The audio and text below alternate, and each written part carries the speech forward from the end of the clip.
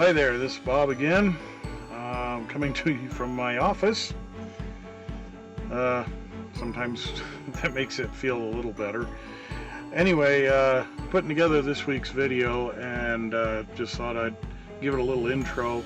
It's basically most of my Dashcam videos that I've gotten since probably January of this year, 2022, through we're about mid-April right now. I've been seeing trends, so this one is mainly going to be just about people that apparently don't know when their exit is, because it's a lot of late exits. There's a couple of weird lane changes, but mostly it's people that just didn't know their exit was coming up. And in today's day and age, when you've got GPS on your phone or navigators on the dash, everybody's got them.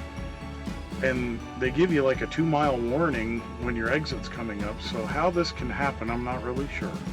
I mean, back in the old days, we used to have to use these big atlases, you know, and plan out your route. I still have one. It's not very current.